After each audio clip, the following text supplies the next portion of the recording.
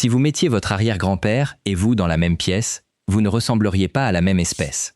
Il était 15 cm plus petit, 15 kg plus léger, et il aurait pu vous broyer la main. Son taux de testostérone était presque le double du vôtre, son nombre de spermatozoïdes aussi, et il n'avait jamais entendu le mot obésité, car dans toute sa ville, presque personne ne l'était. En 100 ans, le corps masculin a été complètement réécrit. Aujourd'hui, 43% des hommes américains sont obèses. En 1960, c'était 10%. Mais voici ce que vous ignorez probablement. Certaines choses se sont considérablement améliorées, et l'une d'elles laisserait votre arrière-grand-père bouche bée, révélant une transformation inattendue de la biologie masculine. Pour comprendre ce qui s'est passé, nous devons remonter à 1926. Votre arrière-grand-père a 25 ans. Il mesure 170 cm et pèse 68 kg. Il n'a jamais touché un haltère de sa vie, ni mangé une barre protéinée, il ne sait pas ce qu'est la créatine. Si vous lui demandiez d'épeler le mot macro, il serait perplexe. Mais une chose qu'il saurait, c'est qu'il vous mettrait KO dans un combat. Et voici ce qui devrait vous mettre en colère. Il n'a rien fait pour obtenir ce corps. C'était un corps façonné par le simple fait de se lever et de vivre, de marcher partout car les voitures étaient encore un luxe, de gagner sa vie par la force musculaire, non par un clavier, de manger des aliments fraîchement sortis de la terre cette semaine-là, de dormir quand le soleil se couchait, car l'électricité n'était pas encore la norme, sans écran, ni huile végétale raffinée. C'est l'environnement qui l'a bâti, pas la discipline. Pendant ce temps, vous faites tout correctement. Vous soulevez des poids 4 fois par semaine, vous atteignez vos objectifs protéiques, vous prenez votre vitamine D, vous faites des bains froids, et vous écoutez Huberman, et pourtant, vous êtes plus faible, plus gros, et avez un taux de testostérone plus bas qu'un ouvrier d'usine lambda de 1926 qui fumait 2 paquets par jour. Quelque chose s'est produit entre lui et vous qui a effacé 100 ans de biologie masculine en seulement 3 générations. En 1926, l'homme américain moyen passait la majeure partie de sa journée debout. D'ici 2026, vous passerez plus de 12 heures par jour assis. Vous passez la moitié de votre vie éveillé dans une position pour laquelle votre corps n'a jamais été conçu. Une étude de la Mayo Clinic, ayant suivi plus de 220 000 hommes, a révélé que s'asseoir plus de 8 heures par jour augmente de 40% le risque de mourir de toute cause, même si vous faites de l'exercice. Lisez bien cela à nouveau, même si vous faites de l'exercice. Mais la chaise n'est pas arrivée seule, elle est venue avec un partenaire. En 1908, Henry Ford a construit la Ford T. En 1929, plus de la moitié des foyers américains possédaient une voiture. La marche, cette activité que les humains pratiquaient depuis 200 000 ans, est devenue facultative. Votre arrière-grand-père marchait en moyenne 14,5 km par jour. Vous marchez moins de 3,2 km. Voici ce qu'on ne vous dit pas dans les magazines de fitness. Vous ne pouvez pas compenser une vie sédentaire par l'entraînement. Vous pouvez soulever des poids 6 jours par semaine, faire 10 000 pas sur un tapis roulant, manger sainement, et pourtant être métaboliquement en moins bonne forme qu'un agriculteur de 1926 qui n'a jamais vu l'intérieur d'une salle de sport. Car l'exercice n'est pas l'opposé de la sédentarité. Le mouvement l'est. Dans les années 1950, les dégâts commençaient tout juste à apparaître. Les tours de taille augmentaient. Les crises cardiaques explosaient. Les médecins étaient perplexes. Puis vint la décennie qui allait changer le corps masculin pour toujours. La décennie qui introduisit le premier ingrédient dans votre alimentation qui n'était pas de la nourriture. Nous sommes en 1950, la guerre vient de se terminer. La plupart des hommes partis au front sont revenus par millions, plus tôt que prévu. L'Amérique est le pays le plus riche de la Terre, et quelque chose d'inédit dans l'histoire de l'humanité apparaît sur les étagères des supermarchés. La nourriture fabriquée en usine.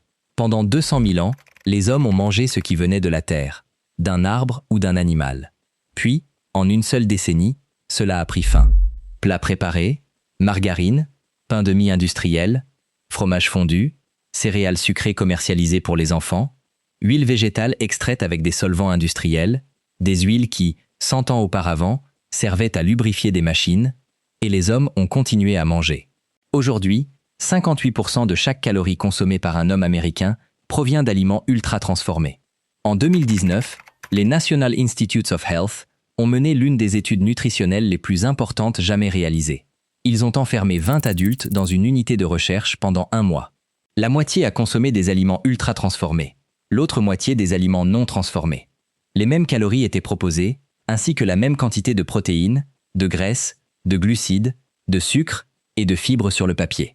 Le groupe ultra transformé a mangé 500 calories de plus par jour sans s'en rendre compte et a pris 0,9 kg en 2 semaines. Les mêmes nutriments sur le papier, mais un effet complètement différent sur le corps masculin. Et il ne s'agit pas seulement des calories, du sucre ou des huiles végétales raffinées. C'est que votre cerveau ne peut pas détecter quand la nourriture industrielle entre dans votre estomac. Le signal de satiété est brisé.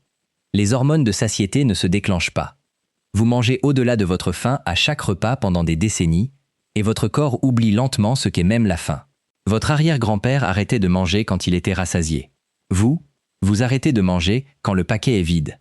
Et le gouvernement, au lieu de s'attaquer aux entreprises alimentaires, a fait quelque chose de presque incroyable. Il s'est attaqué aux graisses.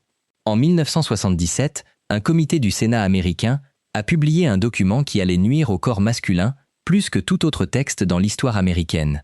Il s'appelait « Les objectifs nutritionnels pour les États-Unis » et disait à chaque homme en Amérique de faire une chose, arrêter de manger des graisses. Pendant 100 000 ans, les hommes ont consommé des graisses. Puis, en un après-midi, le gouvernement américain a déclaré que tout cela était l'ennemi. Mangez moins de graisse, mangez moins de cholestérol, mangez moins de viande rouge. Au lieu de cela, mangez plus de céréales, d'huile végétale bénéfique pour le cœur, ou buvez du lait écrémé au lieu du lait entier. La pyramide alimentaire est née. 6 à 11 portions de pain, pâtes et céréales à la base. Les graisses et les huiles à la petite pointe interdite. En 2016, des chercheurs de l'Université de Californie ont découvert des documents internes de l'industrie sucrière des années 1960.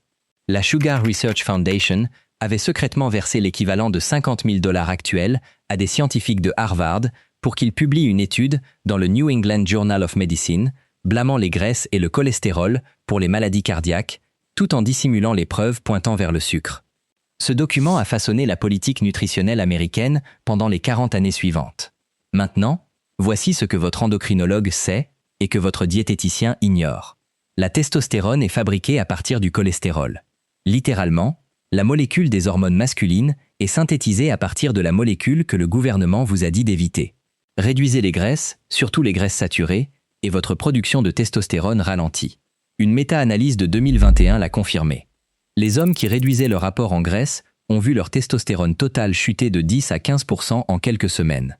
Multipliez maintenant cet effet sur toute une génération d'hommes à qui on a répété pendant 40 ans que le bacon et les œufs les tueraient.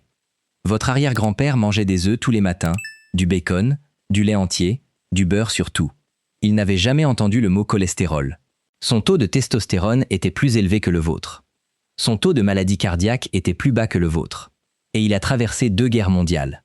Vous avez mangé des céréales avec du lait écrémé et une banane au petit déjeuner pendant 20 ans, parce qu'un homme en blouse blanche vous l'a dit, et vos hormones en ont payé le prix. Mais le mensonge du faible en gras n'était pas la seule chose qui détruisait les hommes dans les années 1970.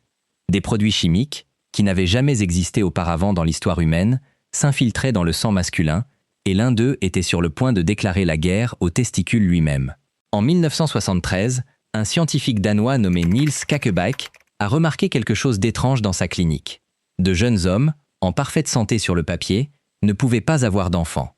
Ce n'était pas 1 ou 2 cas, mais des centaines, puis des milliers, formant un schéma qui allait être confirmé dans tous les pays développés de la Terre. Le système reproducteur masculin était en train de défaillir. Skakebeek et son équipe ont fait ce que personne n'avait jamais fait. Ils ont rassemblé toutes les études sur le nombre de spermatozoïdes masculins depuis 1973. Ce qu'ils ont découvert aurait dû faire la une des journaux du monde entier. La concentration de spermatozoïdes chez les hommes occidentaux était passée de 101 millions par millilitre en 1973 à 49 millions par millilitre en 2018. C'est un effondrement de 52% en une seule vie humaine. Et le déclin s'accélère. Avant l'an 2000, le nombre de spermatozoïdes diminuait d'environ 1% par an. Après 2000, il a chuté de plus de 2,5% par an. Alors, qu'est-ce qui est en train de tuer le système reproducteur masculin? Les plastiques, les pesticides, les revêtements anti-adhésifs, le papier thermique des reçus, les parfums, les shampoings, les emballages alimentaires, les cosmétiques, l'eau du robinet. Ils ont un nom. Les perturbateurs endocriniens, ou PE. Et ils font exactement ce que leur nom indique. Ils piratent le système hormonal masculin. Le BPA, que l'on trouve dans les bouteilles en plastique et les boîtes de conserve, imite l'œstrogène dans votre corps. Les phtalates, utilisés dans les shampoings et les emballages alimentaires, font chuter la testostérone. Les PFAS, ces substances chimiques éternelles, s'infiltrent dans les testicules et n'en partent jamais. En 2008, le CDC a testé des milliers d'Américains pour le BPA et l'a détecté chez 93% d'entre eux. Les PFAS ont été trouvés dans plus de 99% des échantillons sanguins américains. Votre arrière-grand-père n'avait aucune de ces substances chimiques dans son corps. Vous en avez des centaines. Et les dégâts ne commencent pas lorsque vous ouvrez votre première bouteille d'eau en plastique. Ils commencent avant même votre naissance. Lorsque votre mère était enceinte de vous, chaque substance chimique présente dans son sang est passée dans le vôtre pendant la fenêtre de 8 semaines où vos testicules se formaient. Prenez par exemple son shampoing ou son parfum. Cette dose a programmé vos hormones pour toute votre vie. Vous n'avez pas échoué à votre test de testostérone à 25 ans. Le jeu était truqué avant même votre naissance. Maintenant, voici où l'histoire devient étrange, car pendant les 10 dernières minutes, tout n'a fait qu'empirer. Mais il y a une partie du corps masculin qui a pris la direction opposée. Elle est devenue plus grande. En 2023, des chercheurs de Stanford ont publié une étude dans le World Journal of Men's Health. Ils ont examiné 75 études différentes sur la taille du pénis remontant à 1942, mesurant plus de 55 000 hommes. Ce qu'ils ont découvert les a stupéfiés. La longueur moyenne du pénis en érection avait augmenté de 24% en seulement 29 ans, passant d'environ 12,2 cm dans les années 1990 à 15,2 cm aujourd'hui. Les hommes ont célébré. Les gros titres sont devenus viraux. Internet s'est déchaîné, mais les scientifiques qui ont mené l'étude ne célébraient pas. Un changement aussi important et rapide dans une partie du corps humain qui a mis des millions d'années à évoluer n'est pas un bon signe. C'est un signal d'alarme. Dans la nature, lorsqu'une partie du corps change aussi radicalement en une seule génération, cela signifie presque toujours une chose. Quelque chose interfère avec le développement dans l'utérus. Les mêmes perturbateurs endocriniens qui ont fait chuter votre testostérone et détruit votre nombre de spermatozoïdes interfèrent également avec les signaux hormonaux qui construisent le corps masculin avant la naissance. Le pénis plus long n'est pas un signe de force masculine. C'est un effet secondaire de l'effondrement de la biologie masculine. Les chercheurs l'appellent une partie du syndrome de dysgénésie testiculaire, un ensemble de changements incluant la baisse du nombre de spermatozoïdes, la baisse de testostérone, les testicules non descendus, l'augmentation du cancer du testicule et, oui, une altération du développement génital.